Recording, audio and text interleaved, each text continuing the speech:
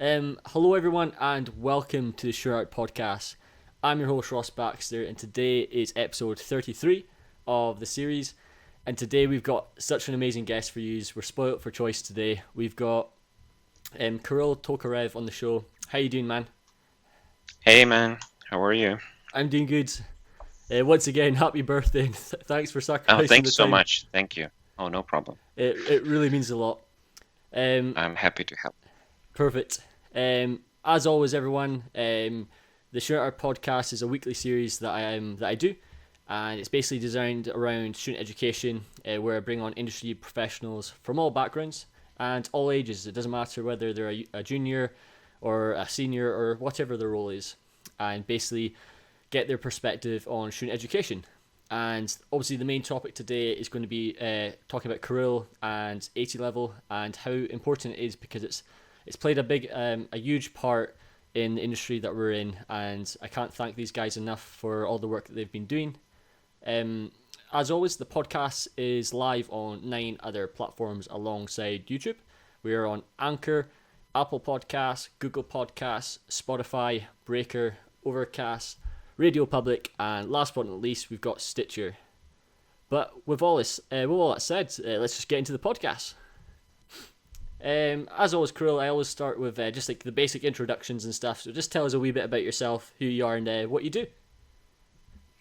My name is Kirill Tokarev. I'm the editor-in-chief at 80 Level. Mm-hmm. And 80 Level is basically a media website for game developers and game artists who just want to learn something new about the workflow, learn some tricks, and read some news. Awesome. So what was it that I guess like what started 80 level? It's actually a funny story. When we first started this project, we thought of doing a completely different thing. So we wanted to do more like a business-oriented media. Okay. Something the likes of, I guess, VentureBeat or something like that, game industry biz. So we wanted to publish more about not how games are made, but basically about how do you sell games. Okay. Let's put it this way. Yeah, and so I started working on it and started working with this topic, but we didn't actually find a lot of interest, let's say. So most people were kind of indifferent. Nobody really wanted to read about that. So we started sort of like trying different ideas, and I'm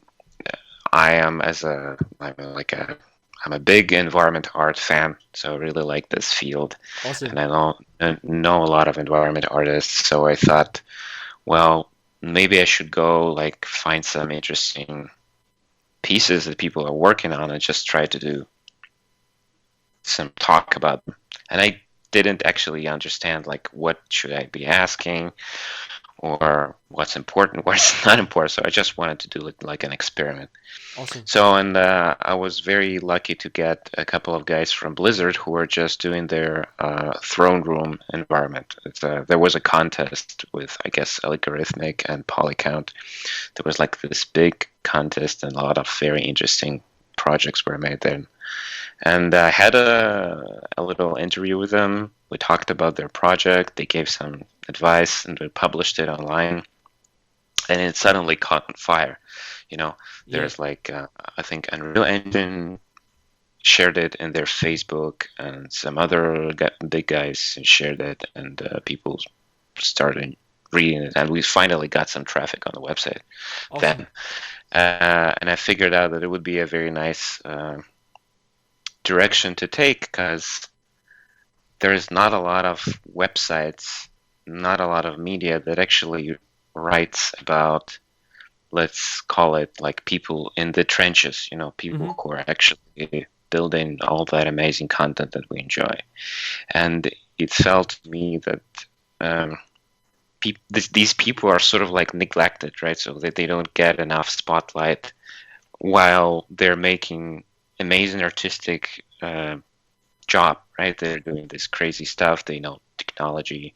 They use all those amazing tools out there. So I started focusing more on this type of content. Yeah, And basically, this is how 80 level in its modern state began. So this is how we that's how grew. it all We started. just, yeah, No, that's amazing because like obviously everything obviously has to start from somewhere, and like your story and stuff, it's awesome, and everything like for example that I've learned from 80 level, and like I've learned a tremendous amount, and like I know how hard you work. I've heard a lot of like stories about how hard you work, so I really respect everything you've done for the industry. I'm really grateful. oh, Like no problem. I don't even feel like it's, it doesn't feel like work to me, you know? It's just, yeah, I think it's like a blessing. I get to talk with all these wonderful people who are doing this amazing stuff and just sharing their, because I just like it in general. Even if I wasn't doing 80 level, I was doing something else, I would still be very much into games and game art because I think it's like one of the most interesting things out there. yeah, Yeah, you can't beat games and film and stuff. It's just it's the go-to. There's so much stuff involved. There's so much stuff you can do with it, and that's a great thing as well. Because like, am I correct? It's actually like you're actually quite a small team. There's only like a handful of you, or am I completely wrong? Like how? absolutely. I mean, we are a very tiny team, so like editorial staff, we have Yeah, 3 people, 3 people. Gee including me. whiz. Yeah. Because like Yeah, you're we are. I guess we're a little bit overworked, yeah. but I have a very nice team. I have so there's a guy Artyom and a lady Daria.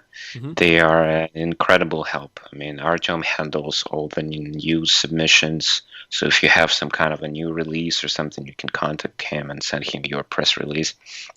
And Daria is more on an day-to-day tasks organization, and I also think that she's a very good journalist because Okay. she's doing very nice detailed rewrites. She helps a lot with interviews as well. Yeah. She's been a tremendous help, and we've just hired her like maybe a couple of months ago, Or and it's she's doing. literally really new then. Sorry? So she's quite new. Yeah, yeah, yeah, No, yeah. But that's she's awesome. doing an amazing job. Yeah, the first year alone, I was just doing work by myself, so I was just doing everything on my own. Because like I But remember. that Oh, was hard. Yeah, because like I remember all the what was the podcast you were on? Is it Game Dev Unchained? Uh, yeah, I think so. I think it was that one because like that was like everyone who's listening, by the way, make sure to go tune into that one because that was such a insightful podcast. There's so much stuff you can learn from that one. And like for example, when I was listening to about like what you did and stuff, like so you literally run like all the posting and stuff. So you post everything, don't you? That's what literally one of your main jobs as well. Yeah, well, we have this now divided between all the team members, Mm-hmm. but I mostly do all of the interviews. So I connect with the artists and I send them a bunch of questions and we figure it out, and then we do the publication. And I Yeah, also share it in social media, so that's probably why people know me because I'm very active in Facebook and Twitter. you're like the main contact for everyone to go to. Yeah, yeah, yeah, yeah. But I'm super happy to help always. No, Like, because like I also want to say thanks as well for when you reached out to me and helped me with my podcast because that really helped with growth for me as well. So I really am grateful for that. It's absolutely no problem. I'm like happy to help. it's the small things and like when it comes to I guess like a good question to kind of start things off. Obviously, I always base things around education, but it'd be great to know I guess what does it take to get like an article for 80 level, like what do you have to kind of show? I understand obviously you want to show like maybe skill set and stuff, but is there any main things that kind of stand out to you?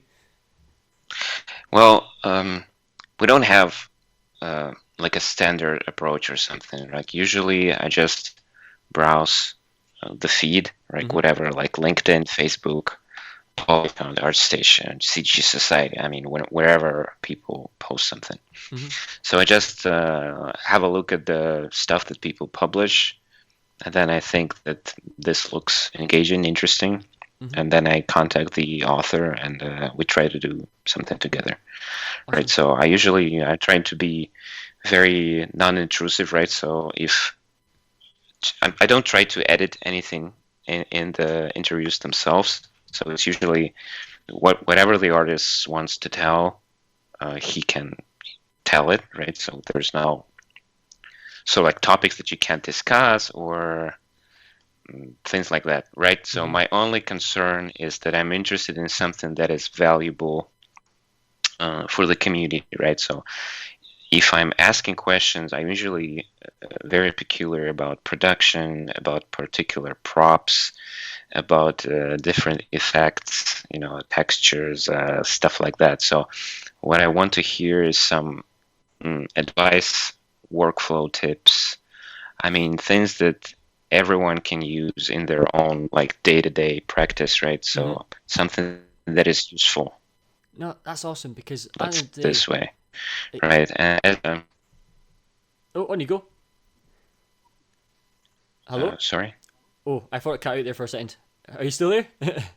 Yeah, here. Oh, Sorry. sorry. There was like a cutting out on the connection. Sorry, on you go. Yeah, so and we are always very happy to just get submissions from other people. So if somebody is doing a piece and they think it's a good idea to publish it on 80 level, they can send it over to me. Mm-hmm. You can contact me on Facebook or you can use my email. Um, and I'm always answering all my emails, so I read all my emails. If I think that the content that you submitted is good, then we publish it, and there's no problem. I mean, obviously, to get published, you have to have a certain level of quality. Mm-hmm. Let's put it this way, right? Definitely.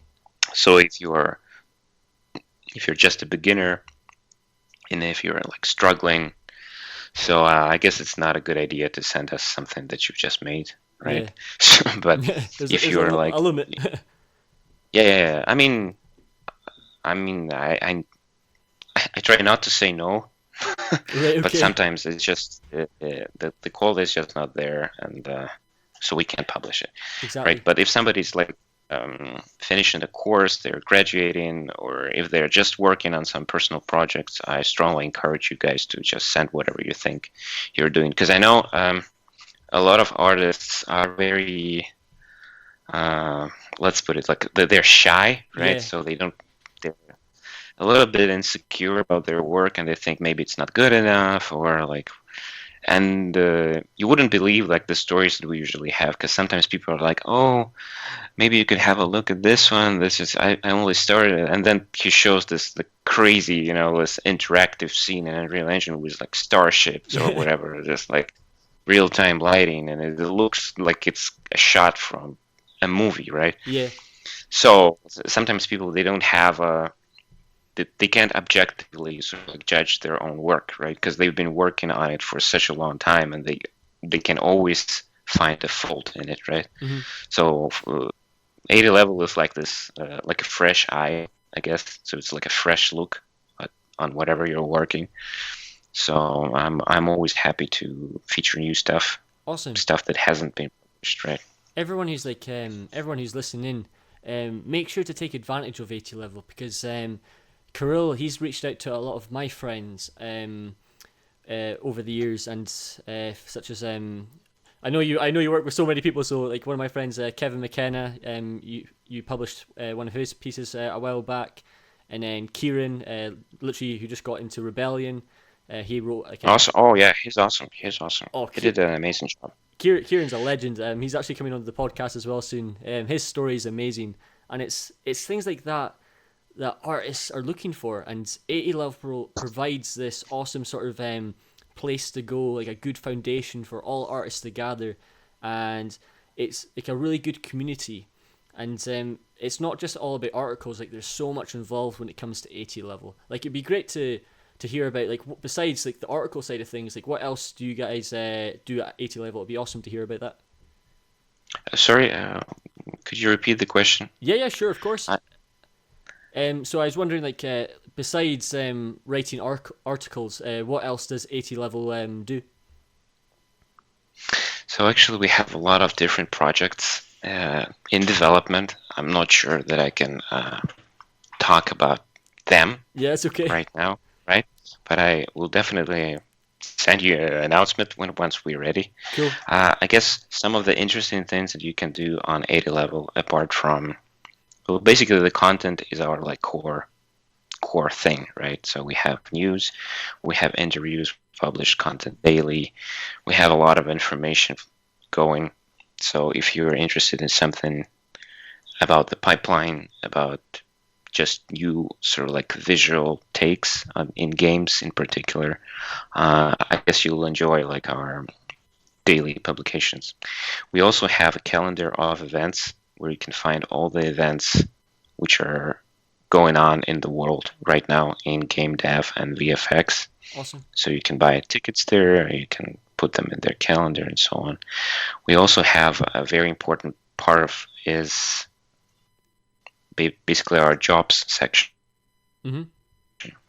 So No. we want to help people in the community to find good work, Mm-hmm.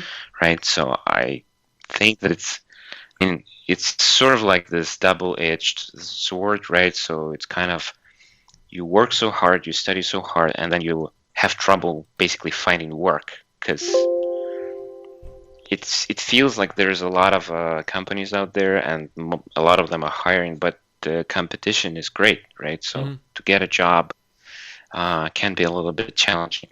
So we try to help as much as we can. So if somebody asks us for a recommendation or somebody says that he's looking for work, we're always very happy to feature him or put him in our social media, do like whatever the outreach we can. Because I think if a person does amazing work and he's shown this over the years that he's doing great, then he has to, he has to earn money. He has to make something out of it. Exactly. Yeah, for the companies, we have an opportunity just to publish your own open positions on 80 level, and we also share them and promote them in social media. So we basically help those artists and companies like find each other, right? No, that's amazing. And I think Kieran's story was a very inspiring in this way because he had this amazing journey, like going from the university and doing all that amazing stuff, and then finally landed a job in Rebellion. And he actually landed it right after he did an article with us. So That's crazy. Yeah, it basically helped him, I hope, a little bit with landing a job. And this is the kind of story that sort of like keeps repeating over and over again because I work with a lot of young talent, like from different schools. It can be like CGMA, Ringlane, like CG Spectrum. So basically, all companies all over games, Art Institute, and I mean, there's like a bunch of them. And I always encourage people who are graduating to do some kind of like talk about their project, because whenever I have a conversation with somebody like an art director or somebody, I always mention these guys, and these people like from the industry who are doing the hiring, they're saying that they actually enjoy using 80 level as sort of like this filter. So, yeah, exactly. No, that's the best way to describe it. Definitely. Yeah. So when they go on 80 level, they start the sort of like they do the research for new talent. Maybe they missed you on ArtStation. Maybe they missed you on Polycon. But on 80 level, they would definitely see you because we're like, you will put you on the front page and you'll be like the only person there like for a day. Like that's the great thing because like obviously like Kieran's story is amazing, and like the main topic I want to carry on from like Kieran's story and stuff is the fact that, so obviously like the whole podcast is like based around student education and stuff. Do you I'm not sure if you guys are doing it to like obviously you just said there about like reaching out to schools and education and stuff, but do you guys reach out to like universities at all, or do you guys like look absolutely into? You do? Awesome. Great. Yeah, absolutely. I mean, we're whenever I go to some kind of a big industry gathering, like I don't know, like SIGGRAPH or Game Developers Conference or E3 or Gamescom, so I try to visit those at least every year. Mm-hmm. I always go to the booths where they have universities and colleges there, right. And I always try to encourage the faculty staff. So if they feel like they want to do this, please send us your students, send us your graduates, show us what they're working on. We'd love to feature them. We'd love to showcase their work and put it online. Perfect. No, because that's super important because like everyone who's listening in right now, whether it's if there's teachers, like I know a lot of my teachers who former teachers are listening in. If you guys are obviously if you are aware of AT level, please take advantage of what Kirill's saying literally just now, because it'd be great if this became, like, to me personally, I would love AT level to kind of become, well, it pretty much already is, but it'd be great if it just grew even more. It would be like industry trend for like fourth year students. So like the end of fourth year students to like kind of instantly kind of go to AT level as like as their like you said, their filter, as like their stepping stone forward. It'd be great if like everything was kind of branched out to make things easier to get a job, like you were saying. Like Yeah, absolutely. I strongly encourage if you have a project that you're working on and you want to sort of like show it to the world, send it over to us. We'd yeah, love to feature it. I mean, awesome. the only problem is that the project has to be like of a nice quality. Let's Yeah, put it this way, right? uh, But I'm amazed by the type of content that students are actually pushing these days, because most of the stuff that's like AAA quality. I yeah, mean, most of the environments they're doing, and even when they're working on their like student game, we used to think of student game as something that's like jumping blocks and like spheres and just like the static lighting and it looks horrible and you don't really understand what it is. yeah, But if you take a look at the games that students are actually publishing right now, and one of the biggest discoveries for me was I guess Ringling School of Art and Design. I mean, their guys are just incredible. I mean, this E3, there was a game from a couple of students from this school, which is called White Noise, and it was featured at E3. I mean, oh wow, there was a line to see the game. There were like people flocking from everywhere, and it's E3. You have like Nintendo, you have Microsoft, Electronic Arts, and then there's this two guys who made this game just for themselves at the university, and they made such an amazing job that people actually instantly like want to try it and check it out. So, that's um, that's amazing. like, yeah, as a compliment, just students these days are just doing an amazing job, and the whole, I think, the whole level of industry education, especially in the production, I think has become so much better Yeah, because there's a lot of instructors who are have very good experience from the industry and they're ready to share it, and their workflow is always fresh, so always up to date, right? So when the student leaves university and he has all this background, like he has all that knowledge, he's already capable of doing his own game, like, which is great. yeah.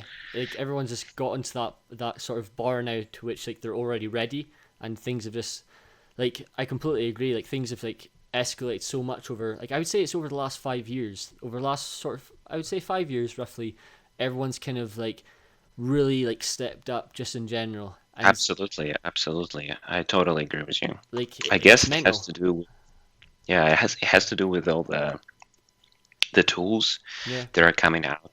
I mean, if you have a look at the like today's pipeline, it's incredible what kind of tools you have at your disposal Mhm. right now on your like home PC. It's amazing. I mean, you wouldn't believe that you were able to do something like Substance Painter does today, Yeah. right? Like 6 years ago, I mean, maybe not 6 years, but like when at the time where people were doing games like Crisis, for example, like Crytek, I mean, everything was handmade. Hand Like they were painted. sculpting textures in ZBrush. They were doing the sculpt in ZBrush and then put it. I mean, it's just like tedious work for hours and hours. Yeah. Now you have these incredible tools. You have stuff that Quixel is putting out, like Megascans library. It's amazing. Like I just the other day, I had guys from I think there is a couple guys from India or Pakistan. I don't remember, so no offense. It's okay. And they made this fantastic short in Unreal Engine using some of the Megascans assets. Right. Man, that it looks photoreal. It's just like it's uncanny. I mean, It's just so and badass. these are just guys who are doing like animation work, and they're like, just like decided that they're gonna do this little project of their own.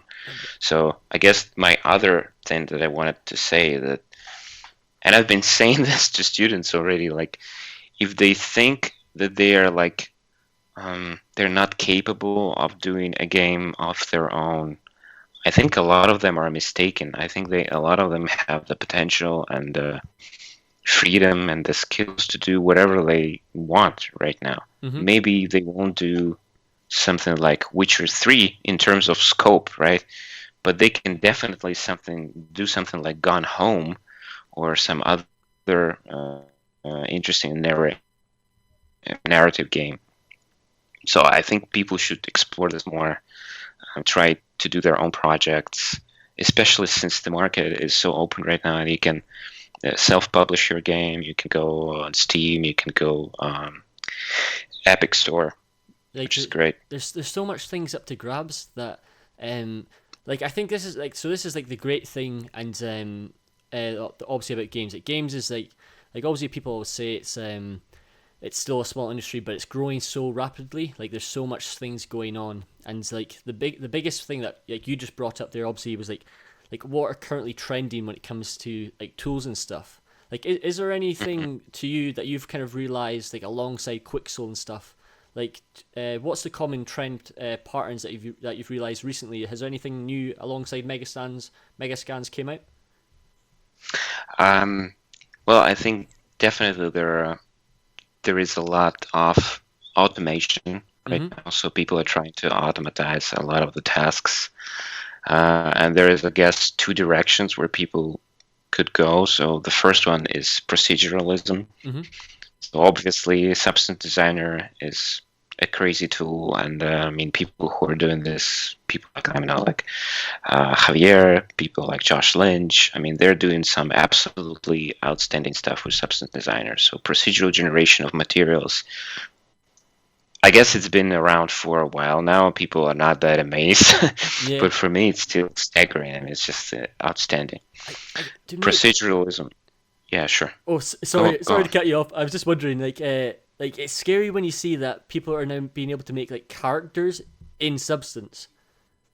Yeah. Like I don't get how crazy. How is that possible? Like oh my gosh. Yeah, well, they tinker a lot with. They tinker a lot with it. I mean, they just live for it. I mean, that's crazy. Yeah. The other tool I really think it's catching on right now, especially in the game development industry, it's Houdini. Mm-hmm.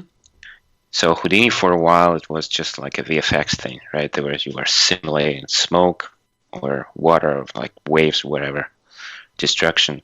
But now all these tools slowly flock into the game industry, and now you can use all that power to, do destructible meshes, do textures, or maybe not textures, do props and all that other stuff. I mean, some of the, and I had a lot of conversation with artists like from Ubisoft and some other games. I mean, they're using Houdini extensively. I mean, they're like the Far Cry games. The whole world there is just generated with Houdini. Like Ghost Recon games, that's just Houdini, and it's crazy. The amount of work that you can actually do procedurally is increasing, like with every month. I would say it's mental. It's a great tool to like check it out, learn a little bit. It is kind of a challenging learning curve.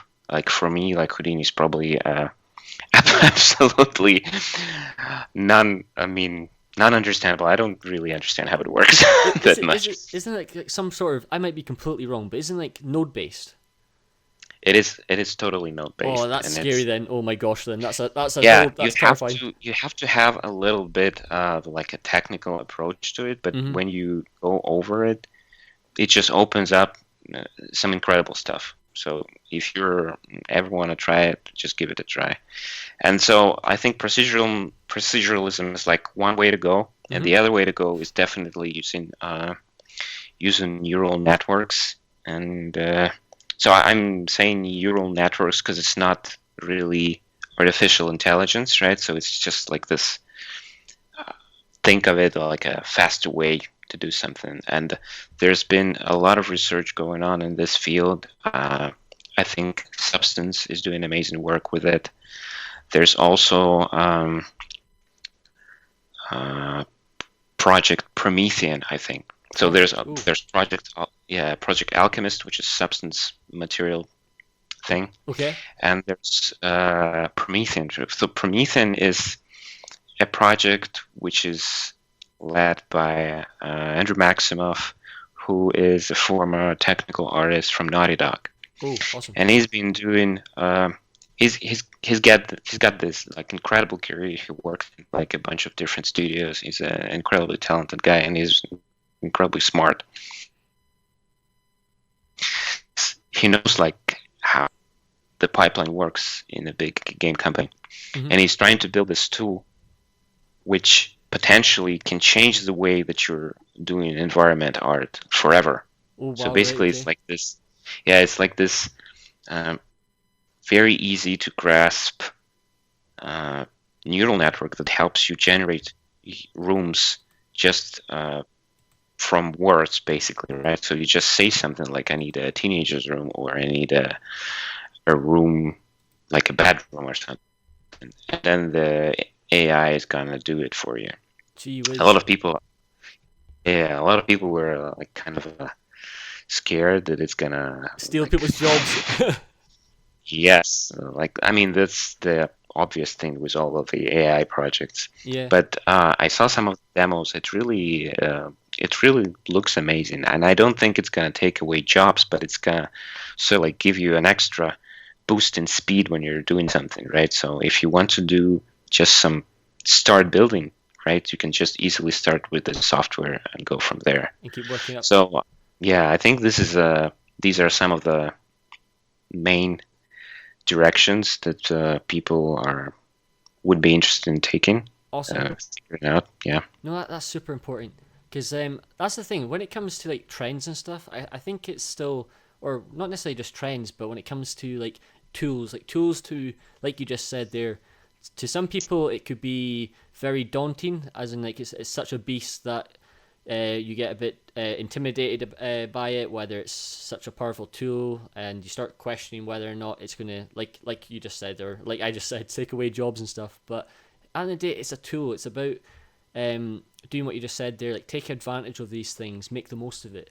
Because I did a podcast with a really talented environment artist, Raphael, and Raphael was using Megascans for his artwork, and the majority of the piece that he used was done by himself, but the things that he was still trying to learn, for example, was like the foliage and stuff, and making the dirt look really realistic.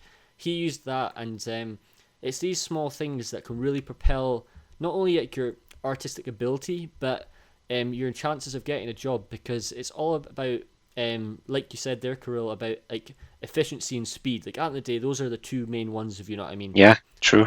Like they're the heavy hitters. Like that's the one. Like if you can master efficiency and speed, you've guaranteed yourself a job. Like obviously the quality is everything, but it's we're in a part now. Well, it's probably been like that for, I don't know, the last 20 years. Like ever since like films such as Jurassic Park, like back in the day when they were using like software that took ages just to like do the texturing and stuff. Like every year things have got better and quicker and stuff, and it's about knowing when to use these tools and taking advantage of them, because like it's not something that you should be worried about taking a job. Because I think, like for example, every time I hear people talking about subjects like this, you can tell they're a bit nervous about it, but I think they should just enjoy it rather than be afraid of it. Absolutely. I don't think you should be afraid of it at all. Yeah, Yeah, maybe some of the tools could be challenging to master, but you don't have to master them, right? You just yeah, have to learn how to use them. You don't definitely. have to be like, I mean, rocket scientist to run most of them. Yeah, I mean, look at ZBrush. I mean, like, think think of years ago. Like, there was no ZBrush, there was no digital sculpting. Yeah, People were just doing everything in like 3ds Max or Maya. Think about that. I mean, definitely. now you have ZBrush and like everything is just elevated so much. Like, oh, ZBrush is the best. Absolutely crazy. Like Yeah. I love the like I'm obsessed with ZBrush. It's my favorite software. It's my go-to for everything.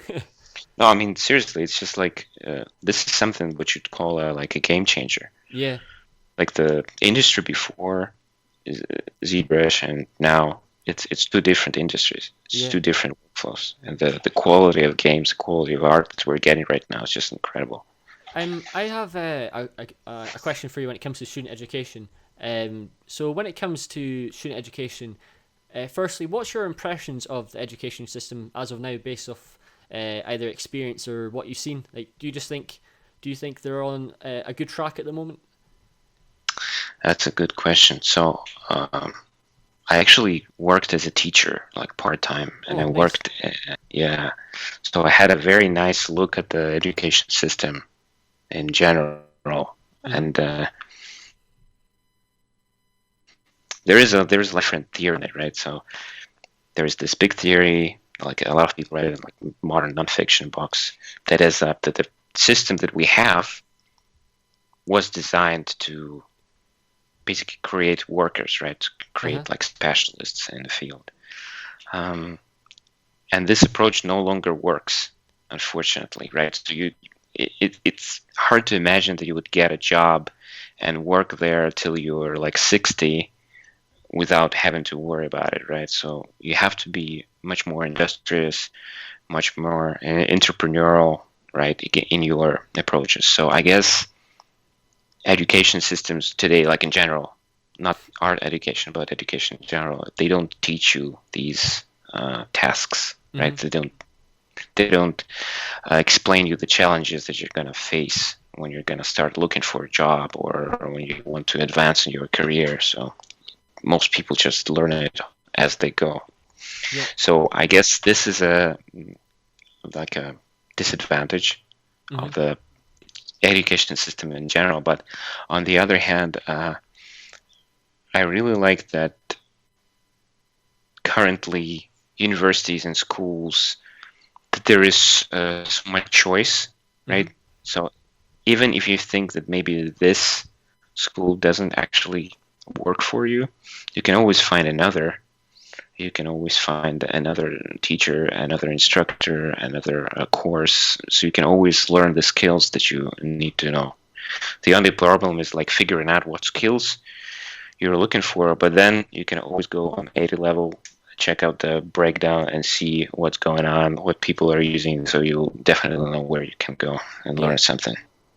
No, that's awesome. I'm happy that you mentioned that, because to me the podcast is always about like not only getting like your thoughts and your experience, but getting the truth. And like the whole podcast is designed around getting just the truth out there and getting everyone's perspective on education as a whole. Like I personally like I loved university. I really enjoyed it, and I don't regret any decisions I made with my career path.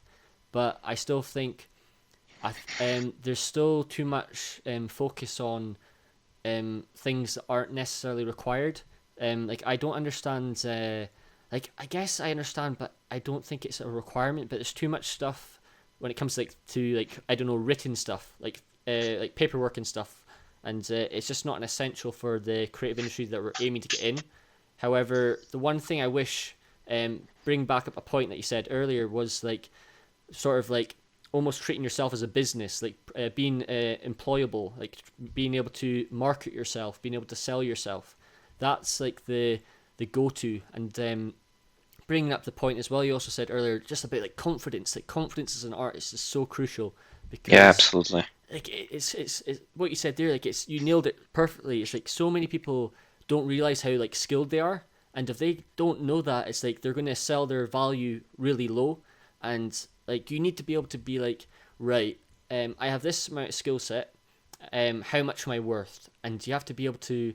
I understand it's a complex question to answer, but you don't want to be like, for example, I did a podcast yesterday, and one of the points that the guest made was that there's too much of the sort of phrase like a starving artist, if that makes sense. Hmm. And it's just not right. Like people should really start valuing the whole idea of a job as an artist. Like it's just super important. Yeah, true, absolutely. I think the like, especially if you're working in a creative industry and you're trying to prepare students for a creative industry, you have to, I guess, you have to be a little bit tough with them. You have to prepare them for the real world, Hmm. like what's going on there. But I think it's changing. I mean, the approach is changing, people are changing, and when you see students today, just like any people who work in the industry, they're constantly learning, they're constantly excelling, they're doing like upgrades, they learn new skills, and they if they want to move forward with it. So I think things are changing. Hmm. The only advice I guess I have for artists is just not to be like too self-absorbed, because I know started artists tend to do this, right? So Hmm. you have to look a little bit out there, out of your box, out of your ivory tower, Yeah. have a look at what's going on there, try to be active, and for people who are leaving feedback to your art, so never say that the art is garbage. That's just the worst thing that you can say. Like Yeah. always give some feedback that is have some value in it. Like if you think that something's not right, then explain what is not right. Hmm. Give a suggestion, give some advice. I mean, that's the best thing to do, because I know how discouraging it can be when you go like when you do this work, you work on it like for 3 months and you post it online, and the only comment you get is this is rubbish, right? Yeah. That can be discouraging. People That's the would be like, worst. wow, yeah, but it doesn't mean anything Yeah. if it's Exactly. not if it doesn't have any. I mean, who leaves comments on internet now? Yeah. If you have a lot of free time, maybe you leave a lot of comments, but most people are like. So whenever you leave feedback, just tell the artist, so what's going on? How would you improve it? I mean, that's the Yeah. best way to approach it. Like constructive feedback. Like so many people. Like the one point I like to bring up, but pretty much is the same thing that you said there, but it's also like a contrast as well. But it's like, do you know when you like ask your best friends like, "What's your thoughts on my artwork?" and they're like, "Oh, it's amazing. It looks Yeah, beautiful," and I'm just like, "That's not helped me at all." true. That's also true. I understand like that's great to hear like obviously like there's a balance between constructive feedback and then also positive feedback. Like you need a balance between the two because without both of them it's very hard to kind of keep in the right mindset and Yeah, but that's what all the platforms are out there for. I mean, yeah. like 80 level, Polycount, ArtStation, CG Society, just Facebook. Yep. Just go on Facebook, publish your stuff, see what people are thinking about it. Get some opinion from your peers. Get Definitely. some opinion from the industry leaders.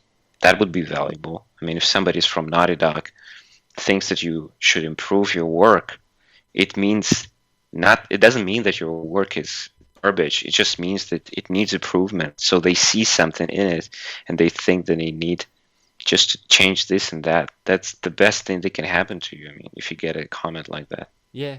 Well, speaking of like for example websites and stuff, like is there anything that you realized that maybe is a wee bit different? Like for example, you've got your common ones, you've got your art station, you've got your 80 level. There's like all these like the big ones. Has there been like anyone outside the box that's helped you along the way? Like any other websites at all? Uh, I know it's a I don't. difficult one. I don't. Yeah, I don't think that these website would be relate to art community at all. But Hmm. I think what you really want to look at is a lot of niche sort of like media. Hmm. So if you think about like you like movies from like Hong Kong, and Okay. there should be like a website about it. I mean, I just don't remember the news. Or maybe there is some very interesting blog on animation, Yep. or there is a very interesting blog. I don't just don't. I'm sorry, I don't remember the name. But It's there okay. is the graphical programmer who basically dissects how game engine renders stuff, and he goes into these huge like amounts of text describing how The Witcher 3 does the fog, for example, Right. there's a lot of this niche content that you can explore and figure out and have a look at it. And I think if you go there and check it out, it would give you a lot of inspiration or ideas and stuff like this. Nice. Not to mention just general knowledge of how things work. For example, I really like I mean, we haven't mentioned YouTube. YouTube is a great source. So Yeah, one of my definitely. favorite channels on the YouTube was Every Frame a Painting. I mean, it unfortunately they closed it now, but there is still a lot of content there. Every Frame a Painting is this amazing look into like cinematography and the way movies are made. It's just like, and it was run by a professional editor who was like cutting film. Nice. Yeah, that's a very good one. Awesome. Because it's always like I think too many people. It's always a balance, I think, because like for example, one of the things that helped me a lot as an artist was like I love to read, and like reading to me not only helped me obviously like the obvious one explore my imagination, but it really got me to start thinking more about like my art in depth, and like I obviously like I'm obsessed about art, like I could do art all the time, but sometimes too many people rely on like the same thing, if you know what I mean. And it's nice to just refreshing things and like change it up a wee bit just to get the mind going again.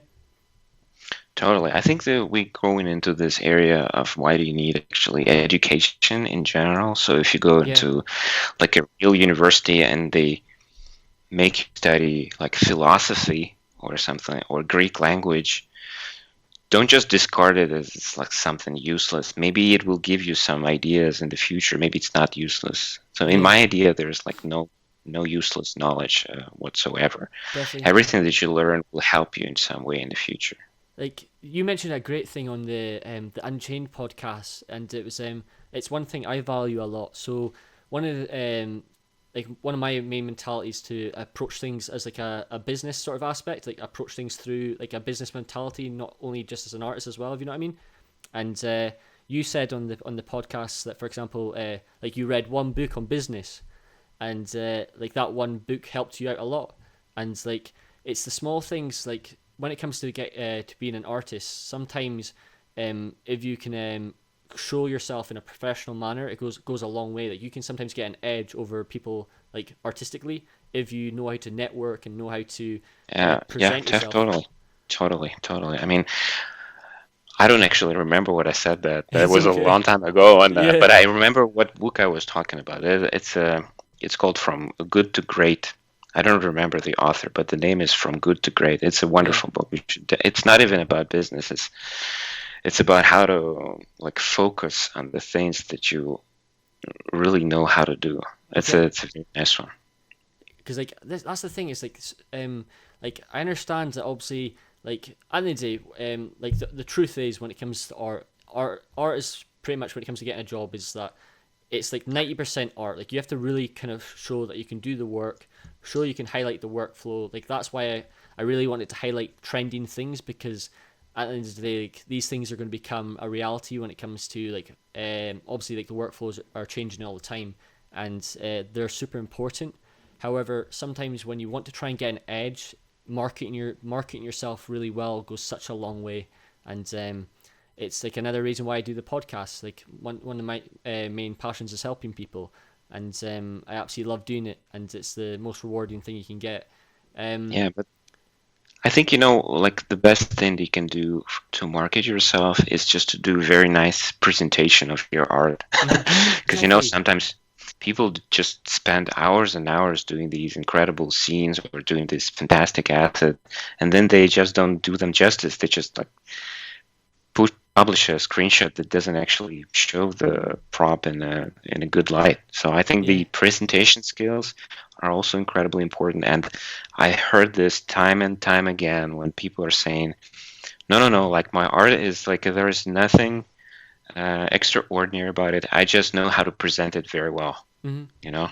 So for anyone who's doing their portfolio, is just pushing their scene or just trying to figure out. So make a lot of screenshots, like Hmm. find very nice angles, work with the lighting, figure it out. Just try to find the way to where it pops, I Exactly. think it's super important. I mean, it will help you land a job, get those clicks and likes that you so desire, and so on and so forth.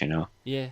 Like that last, you mentioned a great thing. A great thing there is like, so for example, when I was talking to Tim on the podcast, the creator of Polygon Academy, and he mentioned a really, it's just a fact. It's like it's one of the biggest things I think all ArtStation users should be doing, and it's basically presenting themselves with a thumbnail Instagram approach, and through that really clean aesthetic, that's what drives the clicks. Like you're saying, like for example, I'm pretty sure when you're looking out for people to write about, you're like obviously you need it to like kind of click straight away. Like, oh, that's interesting to look at. If you know what I mean? Yeah, absolutely. I mean, that's the first thing that I'm looking at.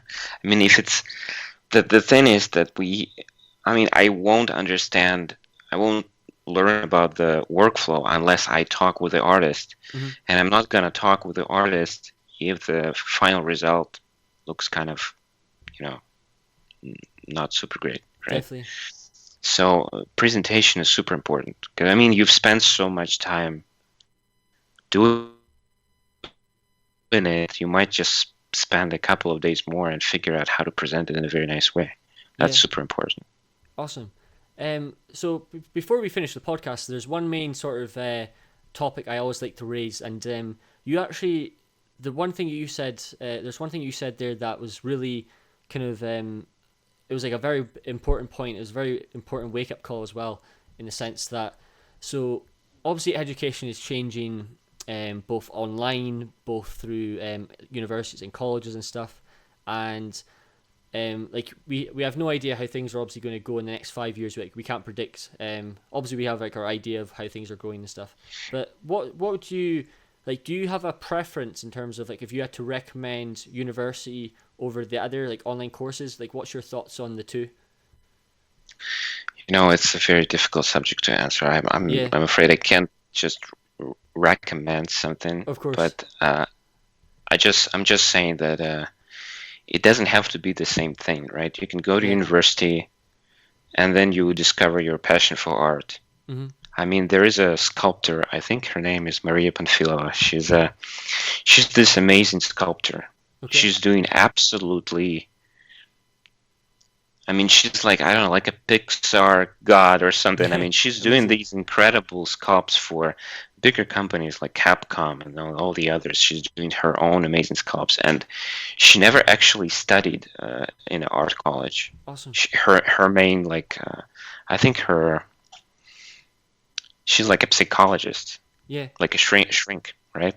So, but she was just publishing something on Instagram. She was answering a lot of questions from fans, and she just said that I just watched a ton of tutorials. So I Yeah. just went on YouTube online and I just watched a ton of tutorials, and then I learned how to do something in Maya. Then I started watching ZBrush, and now she's like the best of the best. I mean, if it's sort of like if this is your passion and that you really like doing it, then you will find a way to do this. It could be Definitely.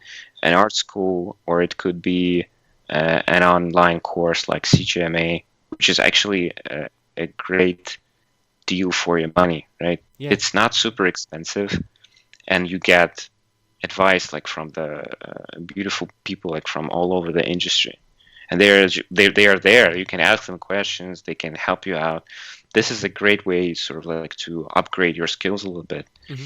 and not to mention things like mentorships, because a lot of people right now they're just doing these mentorships when they talk with you for months and they give you advice and help you out, and I mean, I think it's an invaluable advice. It costs like, I don't know, like $500. Yeah. It's nothing when you compare it to the education in university. So I Exactly. guess if you want to some kind of conclusion, I guess use both, right? So if you really want to excel, then you have to have whatever information you get. So if you want to go to school, go find a good school and go there. If you want to do learn something online, go to an online school. Hmm. If you don't have any money, just go on YouTube and watch it. I mean, there's so much stuff there. I'm so happy you said that, because like the reason why I ask the question, so I ask this question pretty much every podcast, and the reason why I ask it is to highlight the reality that it doesn't matter what path you take. There's so many paths. Like obviously, everyone has like their sort of like preference or what makes them feel most comfortable. But it's always like the reason why I ask the question is that I like to highlight just the truth, that because everyone's been saying the same thing, and that's the way that I hope students just like acknowledge it, and the fact that there's everyone's path's different, and it's okay, and there's no direct sort of like secret ingredient to how to be the perfect candidate. Like obviously, like there's lots of ways you can go about it, such as if you want to go through the online teaching route, that's fine. Like for example, I did an online course called Animation Mentor, and one of the coolest things, that one of the fun parts of my whole life was doing that, and like that was like I only had to pay £1,200 for that, and a lot of people may say, oh, that's quite a lot of money, but with the amount of value, pretty much exactly what Kirill just said there, but the amount of value that I got, like I learned so much, and so many people who did the animation mentor course instantly got a job after that, and that wasn't a university, that was like a online school, and it was a similar thing in the sense that the whole idea of university, like the main thing is like the networking side of things, but because of the online school, I was able to connect with people all around the world. Like I have a really good friend now in America. I have a friend, one of the classmates, she was from Russia, another one in South Africa, and like there's so many great values that you can get from both these places. So really take advantage of it. But Totally agree with you. Great. Thank you so much for coming on, man. That's been such a pleasure, and it really means a lot. No problem. I'm always happy to help. Yeah, guys, so come to 80 level. And again, just want to say, if you have something that you're working on and you really want to show it, shoot me an email. I'd be happy to have a look at it. Perfect. As always, everyone, I always make sure to showcase the guests' work and stuff and company, etc. on the back. So throughout the whole podcast, make sure to select the links in the bottom to 80 level. Make sure to go follow them on what all social media platforms are you on? You're on Twitter, Instagram. Twitter, Instagram, Facebook, Reddit. I think we also in Telegram. So that's it, I guess. Perfect. So everyone who's listening across all 10 platforms, I'll make sure to include it in the description below. So really take advantage of this, because these guys, like I said, we're really fortunate the amount of work that these guys do, and considering the size of the team as well, it's incredible. So once again, thanks everyone who's been tuning in. Make sure to leave a like if you enjoyed today's podcast. Please subscribe, that'll be much appreciated. And as always, we will see you guys in the next video. Thanks, and bye for now. Thank you, guys. Bye.